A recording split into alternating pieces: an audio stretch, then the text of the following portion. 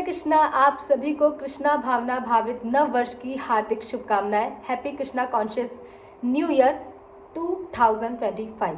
सो ये 2025 का पहला वीडियो है जो कि है, थंबनेल तो आप लोगों ने देख लिया होगा। It's a very auspicious day. It's a first Ekadashi of 2025 की पहली एकादशी है आज 10 जनवरी को, जिसका नाम है पुत्रदा एकादशी, जो कि मार्गशीर्ष के शुक्ल पक्ष में आती है।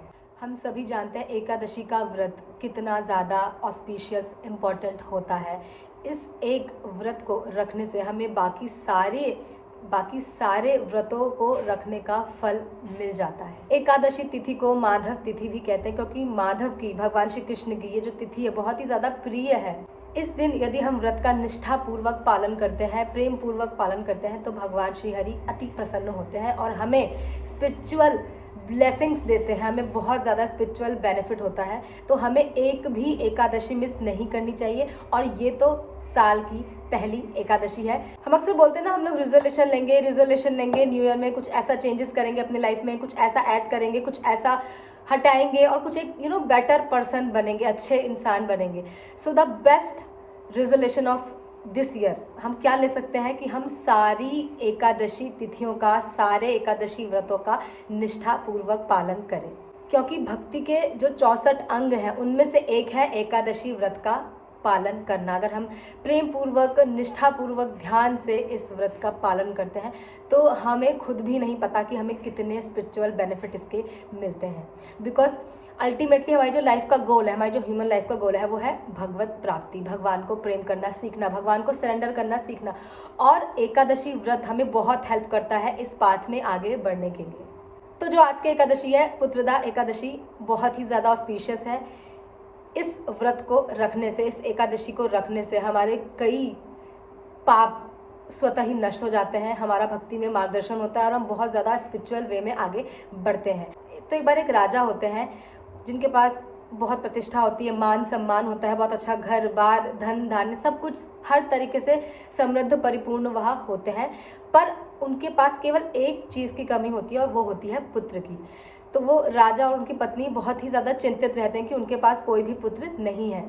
तो वो दोनों ही पति पत्नी इस चीज़ को लेके बहुत ही ज़्यादा परेशान, दुखी और चिंतित रहते हैं कि हमारा कोई भी पुत्र नहीं है। वो अनेक यज्ञ करते हैं, बहुत सारी चीज़ें करते हैं जिससे उन्हें कम से कम एक पुत्र की प्राप्ति हो जाए, पर उन्हें किसी भी पुत्र की प्राप्ति नहीं हो रही होती है। तो इसी तरह एक दिन राजा बहुत परेशान होता है और उनकी मुलाकात होती है एक महर्षि से, एक ऋषि से।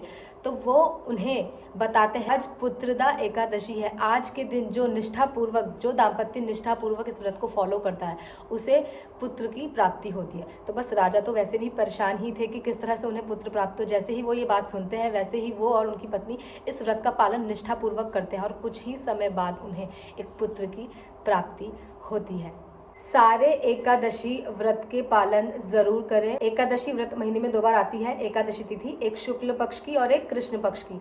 तो एकादशी व्रत का पालन ज़रूर करें। इस एकादशी व्रत को रखने से, इसका पालन करने से आपको अनेक लाभ होते हैं और अनेक व्रतों के लाभ स्वतः इस एकमात्र एकादशी तिथि को फॉलो करने से हमको मिलते हैं। तो हमें एकादशी व्रत को ज़रूर फॉलो करना चाहिए।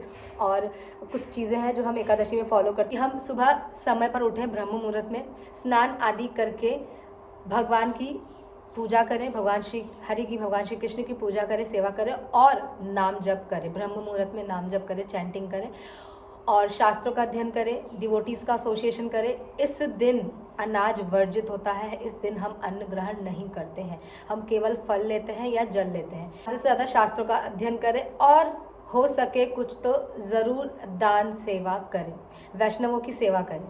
फ्रॉम नेक्स्ट टाइम मैं ध्यान रखूँगी कि 1 से 2 दिन पहले ही मैं एकादशी तिथि का रिमाइंडर, एकादशी व्रत का रिमाइंडर आप लोगों के साथ शेयर करूं और ज़रूर इस व्रत का पालन करें और स्पिरिचुअल लाभ लें और भगवान श्री हरि का प्रेम प्राप्त करें। हरे कृष्णा।